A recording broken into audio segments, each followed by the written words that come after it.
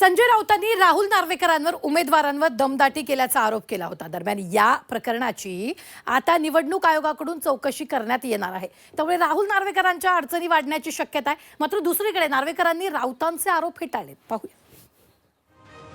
राहुल नार्वेकर हे विसरले की ते विधानसभेचे अध्यक्ष आहेत, ते कायद्याचे अभ्यासक आहेत, की त्याने शक्यतो अशा राजकीय कार्यक्रमात सहभागी व्हायचे नसते, ते निष्पक्ष असतात।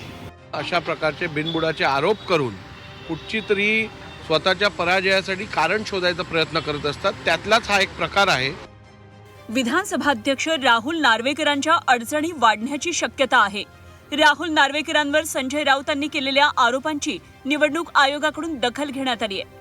उमेदवारी अर्ज भरण्याच्या शेवटच्या दिवशी राहुल नार्वेकर यांनी विरोधी पक्षाच्या उमेदवारांना दमदाटी केल्याचा गंभीर आरोप संजय राऊतांनी केलाय। दरम्यान यानंतर निवडणूक आयोगाकडून या प्रकरणाची चौकशी करण्यात येते। तसंच त्या दिवसाचं सीसीटीव्ही फुटेजही निवडणूक आयोगाकडून मागवण्यात आलंय। उमेदवारांनी माघार घ्यावी यासाठी आरोच्या माध्यमातून दबाव आणले जात आहे। राहुल नार्वेकरांचा विषय हा अत्यंत गंभीर आहे। जरी त्यांनी काल मला उत्तर वगैरे काय म्हणतात ते दिलं म्हणतात, बरोबर ना? ते काय मला उत्तर देणार, काय देणार?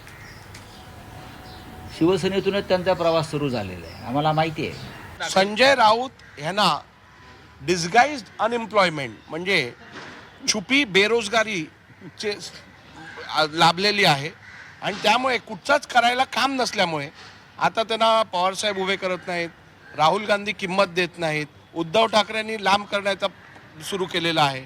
त्यामुळे स्वतःचं अस्तित्व कुठेतरी टिकवण्यासाठी ते असे प्रकार करतात, पण अशा प्रकारातून त्यांना अजून नुकसान होईल। एवढंच नव्हे तर 30 डिसेंबरचं 4:30 वाजल्यानंतरचा सीसीटीव्ही देखील गायब झाल्याचा आरोप संजय राऊतांनी केलाय।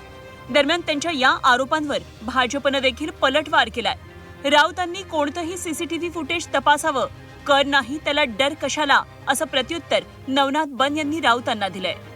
सीसीटीव्ही फुटेज काढा, 30 डिसेंबरचं 4 वाजल्यानंतर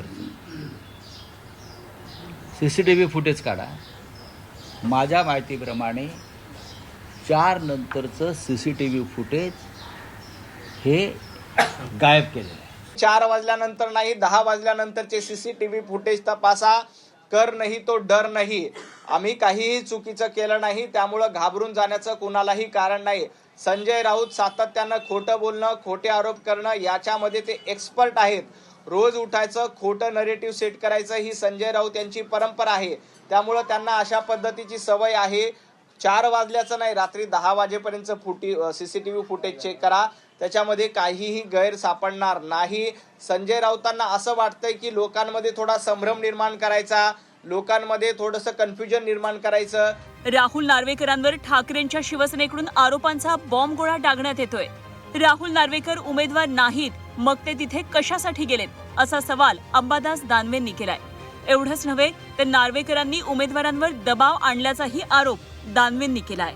उमेदवारांनी तिथं जाऊन टोकन घेतलं, पैसे भरले, सगळं झालं। राहुल नार्वेकर स्वतः उमेदवार नाही, काही नाही। विधानसभेचे अध्यक्ष हे तिथं जातात कसं, हा एक सगळ्यात महत्त्वाचा प्रश्न आहे। म्हणजे यंत्रणेवर दबाव आणतात आणि ज्यांनी टोकन घेतलं होतं, कारण गर्दी मोठी होती, रिसिप्ट घेतली होती, पैसे भरलेले, अशा लोकांना फॉर्म भरू दिला गेला नाही तिथं। काल परवाच्या दिवशी त्यांना बाहेर काढलं गेलं। संजय राऊतांनी राहुल नार्वेकरांवर गंभीर आरोप केलेत, मात्र नार्वेकरांनी राऊतांचे सर्व आरोप फेटाळून लावलेत। दरम्यान निवडणूक आयोगानं या प्रकरणाची दखल घेतलीय। त्यामुळे राऊतांच्या आरोपात किती तथ्य आहे हे निवडणूक आयोगाच्या चौकशीनंतरच समोर येईल।